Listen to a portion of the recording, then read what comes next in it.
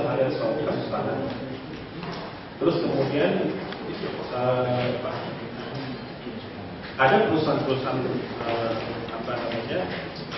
holding ya, kayak apa namanya, jadi kayak Domesindoro ada Mitsubishi, kemudian ada beberapa perusahaan gitu ya.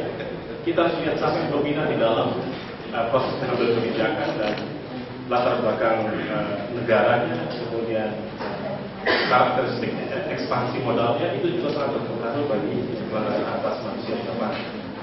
Ada juga perusahaan-perusahaan yang memang tunggal, terdiri dari perusahaan nasional dan perusahaan daerah. Kalau di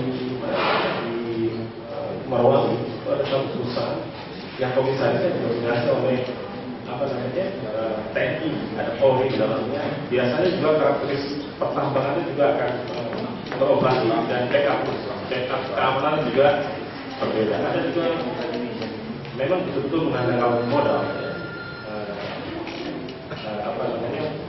Operasi pertambangan juga tidak statis seperti apa yang terjadi di luar yang diangkat. Saya kira ini penting dilihat kalau kita melihat realitas di lapangan, bahwa perebutan sumber daya alam itu semakin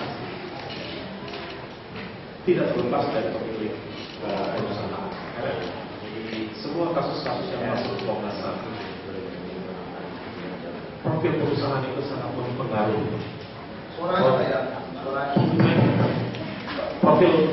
Profil perusahaan itu sangat mempengaruhi bagi pelanggaran hak asasi manusia.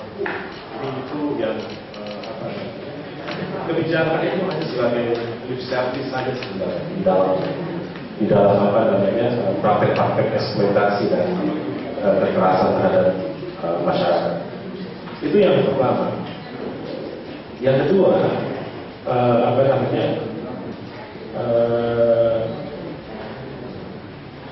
konflik-konflik atau pengaduan tentang pertambangan yang masuk ke ke Komnas HAM itu juga banyak otoritasnya ada di mana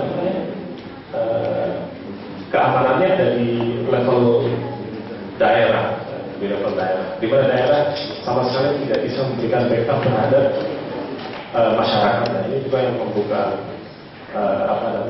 membuka peluang. Jadi pemerintah daerah itu tidak berada pada masyarakat, tapi pemerintah daerah itu selalu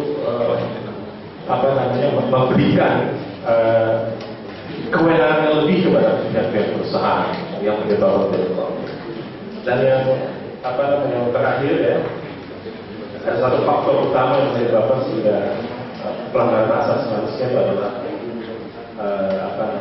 kehadiran TNI, Polri yang menjadi pihak yang memicu terjadinya pelanggaran hak asasi manusia. Tiga faktor ini yang selalu kita lihat ya, secara faktual pengaduan-pengaduan yang masuk ke Komnas HAM. Tapi begini, saat ini kalau kita bicara konteks hak asasi manusia, generasi ketiga dan generasi keempat terminologi tentang hak asasi manusia semuanya berkembang itu disebabkan oleh konflik-konflik sumber daya alam, hak atas pembangunan, hak atas lingkungan ya, yang lahir beberapa tahun terakhir ini dan menjadi generasi ketiga dalam itu diskursus hak asasi manusia itu karena terlalu banyaknya pelanggaran hak asasi manusia. Tidak hanya pelanggaran hak asasi politik, tapi juga pelanggaran hak asasi ekonomi sosial budaya. Nah, sekarang ini muncul satu lagi yang sedang diupayakan oleh lawyer di Inggris ke PBB yang disebut sebagai kejahatan kelima hak asasi manusia yang adalah ekoside. Sekarang ini lagi diuji di sana. Dan itu menjadi generasi keempat dari teknologi hak asasi manusia. Mudah-mudahan kalau ini bisa diadopsi sebagai satu kejahatan kelima, sebagai kejahatan terhadap perdamaian, maka kasus-kasus pertambangan yang menyebabkan hilangnya tanah, kasus-kasus pertambangan yang menyebabkan hilangnya nyawa manusia, kasus pertambangan yang menyebabkan kemiskinan, kasus pertambangan yang menyebabkan cacat mental manusia, kasus pertambangan yang menyebabkan tidak pernah stabilnya kehidupan masyarakat, kasus pertambangan yang menyebabkan konflik horizontal, itu bisa dijadikan sebagai kejahatan terhadap manusia.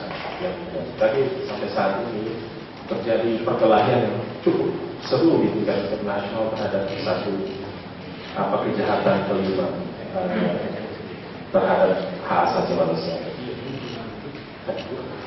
Saya masuk kepada bagaimana Komnas HAM menyelesaikan kasus-kasus pertambangan seperti ini. Kalau Komnas HAM menyelesaikan kasus-kasus pertambangan, tentu sesuai dengan fungsi Komisi Nasional Hak Asasi Manusia. Komnas HAM itu, kalau kita mengacu pada Undang-Undang 39 tahun 1999, sebenarnya advokasi yang secara implementatif yang bisa dilakukan oleh Komnas HAM itu hanya 2 fungsi. Walaupun sebenarnya dalam undang-undang itu ada 4 fungsi advokasi yang diberikan oleh negara kepada Komnas HAM. Yang pertama adalah pemantauan dan penyelidikan, yang kedua mediasi, yang ketiga adalah pengkajian, dan yang kedua adalah penyuluhan. Tapi yang lebih dominan untuk menyelesaikan kasus-kasus pelanggaran hak asasi manusia di bidang apa saja adalah 2, yaitu pemantauan dan penyelidikan dan mediasi. Untuk kasus Sulawesi Tengah ada 4 kasus pertambangan yang masuk ke Komnas HAM. Yang pertama adalah kasus Dongi Sinoro, itu adalah konflik tanah. Yang kedua adalah Bintang 8 yang berkaitan dengan pencemaran dan juga perampasan atas hak wilayah. Yang ketiga adalah Ingo, terkait yang diadukan adalah soal hak wilayah yang diambil oleh perusahaan dan sampai saat ini tidak bisa dimanfaatkan, kemudian diadukan Komnas HAM, kemudian dimediasi. Dan yang keempat adalah Tiaga, kasus Tiaga yang menyebabkan 2 orang meninggal dan beberapa orang luka tembak, serta 20 berapa orang yang dipidanakan, 4 orang di bawah umur, dan ditambah lagi 24 orang yang saat ini oleh kepolisian dianggap tidak akan diproses lagi. Tapi setelah 4 orang yang perjanjiannya 4 orang sudah diapa-apakan tapi dipunya lagi, saya tentu meragukan di komitmen kepolisian untuk tidak melanjutkan 24 orang yang sudah dipanggil sekali tapi sekarang sudah dipanggil lagi. Nah, ada 4 kasus. Jadi ini yang perlu dipahami oleh kawan-kawan. Kenapa Komnas HAM melakukan intervensi seperti itu? Yang pertama karena ada permintaan dari warga untuk menyelesaikan masalah ini. Komnas HAM biasanya memberikan tawaran. Ada 2 mekanisme penyelesaian yang bisa dilakukan di dalam Komnas HAM.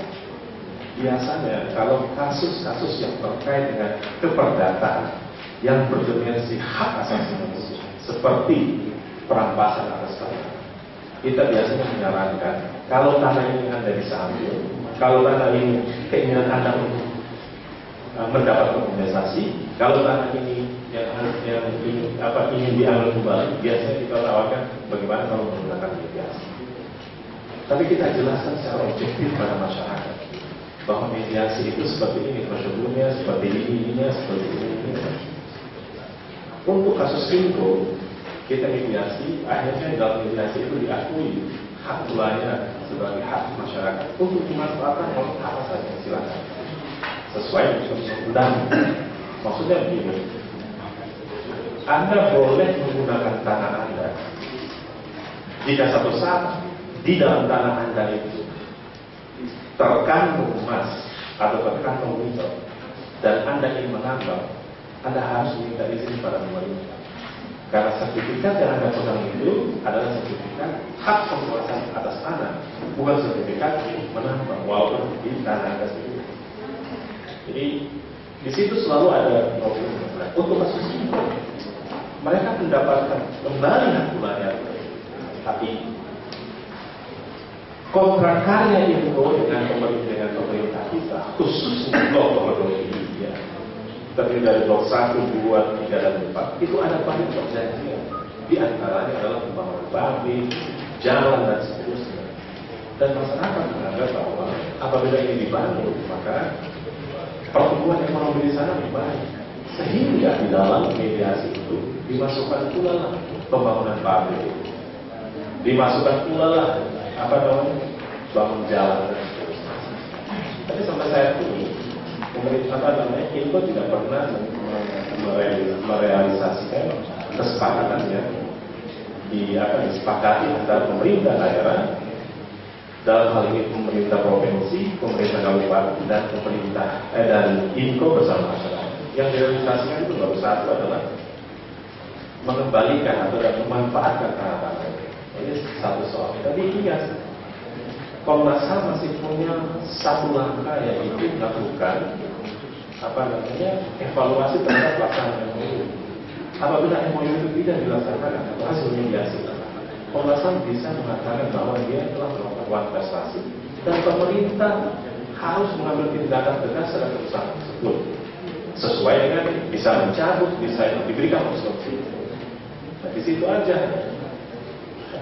Yang kedua, saya perlu klarifikasi buat Anda soal kasus Jaka. Kasus Jaka itu tidak meminta mediasi sama sekali ya. Saya mendengarkan bahwa Komnas HAM katanya memediasi kasus Jaka. Sama sekali tidak. Tidak mungkinlah Komnas HAM memediasi kasus Jaka. Kasus ini adalah kasus pembunuhan. Tidak ada. Itu berulang kali JOB datang ke Komnas HAM, kita tidak ada juga. Nanti terakhir datang ke Komnas HAM, kemudian diterima oleh pimpinan, kemudian saya hadir di sana. Mereka berupaya meminta agar masalah Jaka ini diselesaikan dengan mediasi. Kita kan tidak bisa mediasi. Bagaimana mau dimediasi? Ada orang yang dibunuh di sana. Karena mediasi tidak mungkin akan bisa terlaksana kalau ada orang yang tidak berkeinginan kepada mereka. Masyarakat tidak mau dimediasi. Masyarakat maunya harus Anda selesaikan dulu seluruh kewajiban-kewajiban Anda, baru kita bicara lagi. Jadi kalau selama beberapa tahun kan sudah ada perjanjian sebelumnya. Jadi ini juga saya perlu sampaikan kepada Untar. Untar salah satu pihak yang membuat bukan hanya andal, skema